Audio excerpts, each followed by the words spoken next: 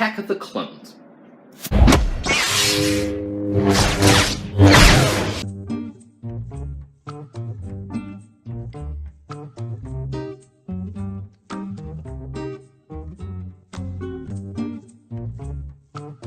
Star Wars Episode 2, Attack of the Clones, is the continuation of the Star Wars prequel franchise, ultimately leading up to the original trilogy. It once again stars Ewan McGregor as Obi-Wan Kenobi and Natalie Portman as Padme Amidala, but this time around, Anakin is now played by Hayden Christensen. The story in this one really has to do with the continuation of that political debate that kind of started in the first movie, but this time around, it's not so much focused on that angle as it is about how the government is splitting up. Without doubt, this movie is so much better than Phantom Menace in quite a bit of different ways. Let's get started. First up is the people category when we're looking at acting, which was okay, but there are still things here and there where it's like, 1 out of 2. Characters, as with probably any Star Wars movie, I can't think of a single one that isn't full points here. They usually get the characters really good, really colorful,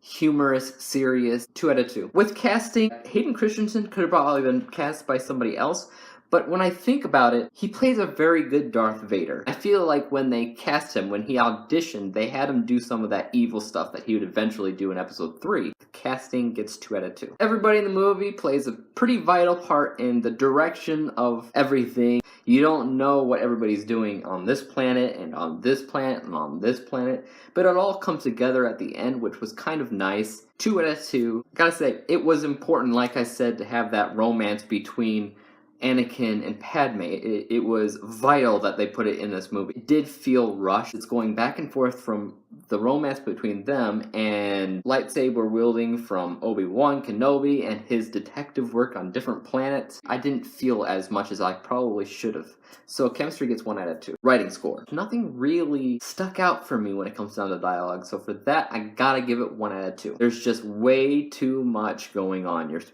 I don't know who you're supposed to be focusing on, if it's Anakin and Padme, if it's Obi-Wan Kenobi, if it's this planet or that. There's at least 5 different planets where things are going on simultaneously. There's just too much going on. Balance gets 0. The story itself, even though it is super convoluted, there's a lot of connections and nods to the original trilogy that I really respected and I really liked a lot. It really does help for the creation of the original trilogy in the most part. 1 out of 2. I think for the most part it does feel like an original story. I think it's well enough to get full points and say 2 out of 2. Do I consider it interesting? Of course I do. It's Star Wars. 2 out of 2. BTS score. The visuals have improved. Over the last 3 years, they figured some stuff out. They figured out shading, they figured out detail. The visuals look so much better. Still not as great as today's standards for CGI, but so much better in general. It's 2 out of 2. I actually think the directing was better in Phantom Menace, telling a story as well as handling cinematography in general. 1 out of 2. Editing did very well. As far as every action scene in this, 2 out of 2. I consider this as advertised, no false advertisement or anything. 2 out of 2. And of course, music.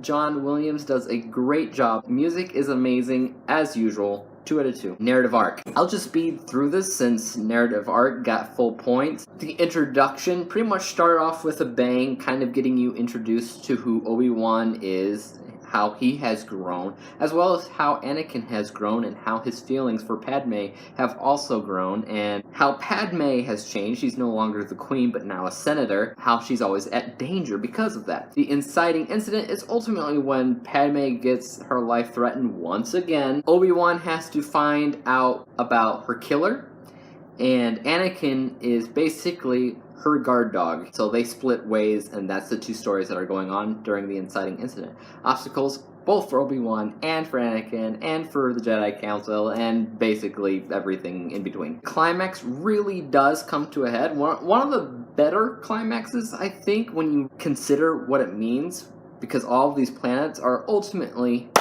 coming to a head at the end, which is really fascinating to watch. Very good climax. And the following action does calm down and does return to a new sense of norm that was definitely different than how it began.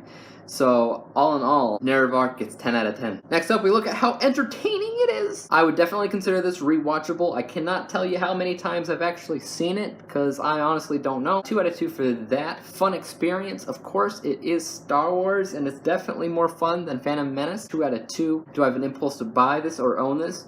I would definitely say yes in regards to a collector's set. Probably not so much just getting the one movie on its own. At least not at this point. 1 out of 2 for that. Do I have an impulse to talk about this? Like I said, I have something to say about every Star Wars movie. 1 out of 2. Does it suck the audience in? I think for this one, it's hard not to get sucked into it since there's so much happening. 2 out of 2. Specialty score.